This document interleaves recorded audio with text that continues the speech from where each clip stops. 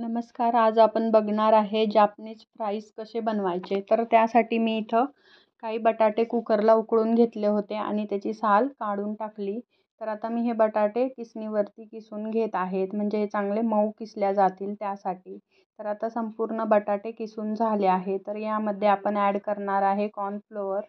तर मी अर्धा वाटी कॉर्नफ्लोअर टाकला आहे. त्यानंतर मसाल्यांमध्ये लाल तिखट टाकलं आहे 1 चमचा. त्यानंतर पेरी पेरी मसाला टाकलेला आहे. थोडं मिक्स हर्ब्स टाकलेले आहेत. त्यानंतर यामध्ये ॲड करायचं आहे चवीनुसार मीठ टाकायचं आहे. त्यानंतर कलर येण्यासाठी यामध्ये थोडीशी हळद टाकलेली आहे रंग येण्यापुरती. त्यानंतर तुम्ही चिली फ्लेक्स पण टाकू शकता, तुम्हाला आणखीन स्पायसी पाहिजे असेल तर. आता हे सर्व मसाले सर्व काही टाकल्यानंतर आपण हे छान मळून घेऊया. याचा छान गोळा बनवून घ्यायचा आहे व्यवस्थित मिक्स करून. आता याचा गोळा बनवून झालेला आहे. तर हा आपण एका दुसऱ्या प्लेटमध्ये काढून घेऊया, कारण ह्याला आपण थोडंसं थापून घ्यायचं आहे दुसऱ्या प्लेटमध्ये काढल्यानंतर. आणि आता हे फ्रीजमध्ये आपण अर्धा तासासाठी सेट होण्यासाठी ठेवायचं आहे, कारण बटाट्यामध्ये खूप मॉइश्चरायझर असतं, म्हणजे पाण्याचं प्रमाण असतं त्यासाठी. तर मग ते छान होतील फ्राईज म्हणून. तर मग अर्ध्या तासानंतर आपण हे परत काढलेलं आहे मिश्रण. आता एक पोलपाटवर मी प्लॅस्टिक ठेवलेलं आहे, प्लॅस्टिकची शीट. तर त्याला थोडंसं तेल लावलेलं आहे आणि आपण जे फ्रीजमध्ये हे मिक्स सेट होण्यासाठी ठेवलं होतं मिश्रण, तर ते आता आपण असं हलक्या हाताने लाटून घ्यायचं आहे. खूप जास्त पातळ नाही लाटायचं आणि खूप जाड पण नको आहे. तर मीडियम असं हे आपल्याला लाटून घ्यायचं आहे हलक्या हाताने, पाहू शकता. तर आता हे मस्त असं लाटून झालेलं आहे. याची थिकनेस तुम्ही बघू शकता. तर एवढंच आपल्याला असं हे लागणार आहे.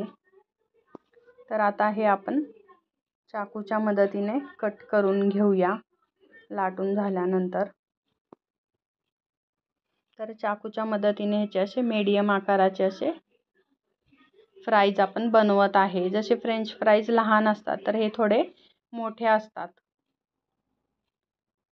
तर असे लांब लांब आपण हे असे कट करून घेऊया सर्व काही. तर एकसारखे असे आपण हे कट करून घ्यायचे आहेत सर्व. आणि हे तळण्यासाठी मी कढईमध्ये तेल पण टाकलेलं आहे गरम होण्यासाठी. तर आता इथं सर्व काही आपले फ्राईज इथं कट करून झालेले आहेत. तर सर्व काही फ्राईज कट झाल्यानंतर मी इथं कढई ठेवली होती. कढईमध्ये तेल गरम होण्यासाठी ठेवलेलं. तर तेल खूप जास्त पण कडकडीत नको आहे, मीडियम असं गरम असलं पाहिजे. आणि हे तुम्हाला मोठ्या वातीवरतीच तळायचे असतात, तेव्हाच हे छान असे क्रिस्पी होतात. तर एका वेळेस जमेल तेवढेच इथं तुम्ही कढईमध्ये सोडा. तर आता पाहू शकता मस्त असे छान हे तळून झालेले आहेत. मस्त छान कलर आलेला आहे. क्रिस्पी असे तळून घेतले आहे. तर बाकीचे पण असेच तळून घ्यायचे. आणि सराटा लगेच नाही लावायचा, थोडे सेट झाल्यानंतर लावायचा, नाहीतर मग ते तुटतील तेलामध्ये. आता हे सर्व काही तयार झाल्यानंतर तुम्ही हे टमॅटो केचपसोबत पण खाऊ शकता.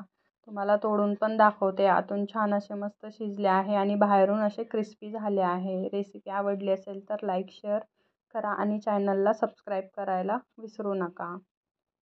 धन्यवाद.